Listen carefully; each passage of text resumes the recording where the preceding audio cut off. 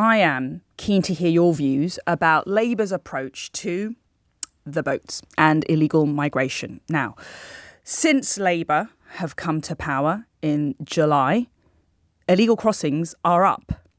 They're up significantly by over 20% since the general election. The numbers for December, just gone, were 3 times higher than December in 2023. So the total number of people who crossed the channel illegally in 2024 was over 36,000, which is a 20% increase on the figures for 2023 when I was Home Secretary, actually. But of course, the numbers overall are unacceptable, it's totalling over 150,000 since 2018 now. Now, Labour's come into office, massive mandate, big pledges. They want to smash the gangs. Frankly, my view so far, the plan's not working. What do you think? Very keen to hear your views on whether you have any faith in Labour's promise to smash the gangs. And we hear today that they are their new idea, their new promise in the battle against the gangs is to ban mobile phones, ban internet usage, and impose travel bans on those who are involved in people smuggling. Is that going to make any difference? I mean, to be honest, we already have elements of that in our system. To my mind, it's tweaking. It's more bureaucratic tinkering.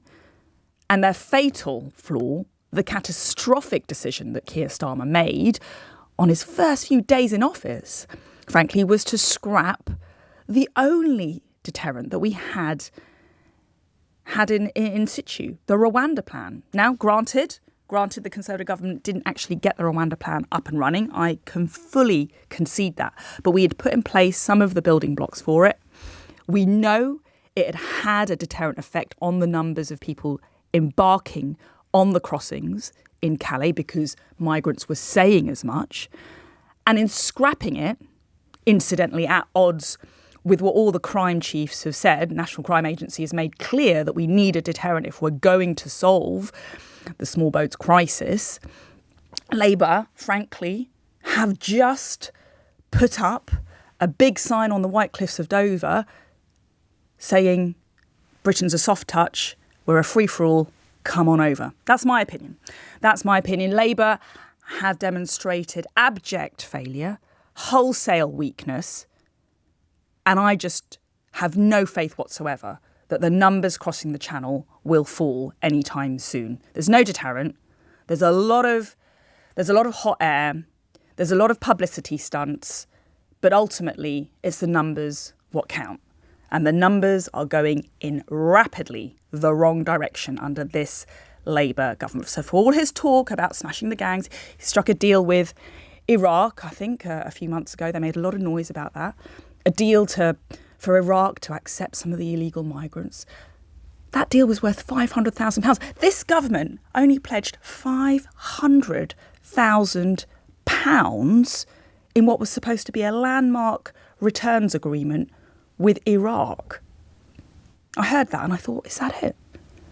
I couldn't believe they had the front to even announce such an agreement. It's not going to make a difference whatsoever. They've had a few more deportations, granted. Yvette Cooper has made a big song and dance about the number of deportations to countries like Brazil, Nigeria, Pakistan, Ghana. But if you look under the surface, the majority are voluntary returns. That means the government's paid those people, sometimes about £3,000, and paid their flight back home before Christmas. Interesting incentive to get people to leave the country, isn't it? And then they've paraded those numbers as some kind of success. This is all window dressing. This is all smoke and mirrors. The truth is Labour are failing. This government is going to let you down. So, what do you think? Call in. I'm very keen to hear your views. Am I just, cynical and bitter and jaded about this Labour government? Or are they actually going to fail in stopping the boats? This is a crisis on our borders. This is an injustice to the British people. We're spending £5 billion a day. Your taxpayers' money is being put towards hotels, asylum accommodation, not even taking into account the services that these hundreds of thousands of illegal migrants are using, putting tension in our communities, placing strain on our public services, undermining our national security. Because frankly, the government doesn't know who is coming into the country. We've seen already so many catastrophic and tragic cases where people came into the country illegally, were not monitored by the authorities, and have gone on to commit heinous crimes. We saw earlier last year the case of a migrant who was involved in violent attacks. So this is not just a border control issue. This is a public safety issue and a national security issue. And of course, the human suffering. Last year, the French authorities estimate that 77 people died in the Channel on their way to the United Kingdom. Breaks my heart to think that people are dying in the Channel in the 21st century on stormy waters. It's the busiest shipping route in the world, on a flimsy piece of rubber dinghy with a bit of polystyrene as a life jacket, with some cowboy who's taken £40,000 of their life savings and promised them El Dorado, promised them a better life in the UK. And they've died in the midwinter, in the cold, in the dark, in horrible, tragic circumstances. I don't think anybody could fail to be moved by thinking about the plight of those people. But we need to stop the gangs. We need to remove the incentive. We need to smash their business model. And to my mind, the only way to do that is to remove the incentive. So people who get to the country illegally need to know that they won't stay, that they'll be detained, and that they'll be swiftly deported to another country, a safe country like Rwanda. That's the virtue of the Rwanda plan, or back to their home country. Or back to France, because let's face it, France is a safe country. These people are fleeing an ally, a member of the European Union, a NATO member.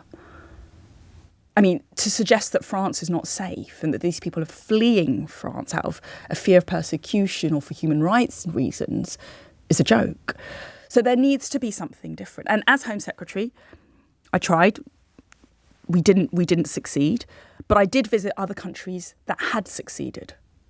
Australia has succeeded in combating its illegal migration problem on the water. Greece was another country where there had been marked achievement in cutting the numbers from over 1 million. They had over 1 million illegal arrivals in the year 2016, 2017. That's gone down by 90% as of 2022. They did that with deterrence, by militarising their border, by strong, robust defences. Belgium, not often spoken about when it comes to the small boats crisis, their numbers have fallen by 90% because the Belgian authorities intercepted on the water. Italy, news just in, Italy's numbers are falling quite impressively because they've paid countries like Tunisia and others to intercept and take the migrants back before they get in anywhere near Italy. So there are solutions out there. Is this government listening and learning to them? Or is it carrying on regardless, with its own arrogance and, frankly, naivety and incompetence and disrespect to the British people? Because this issue is one of the top problems that the British people cares about.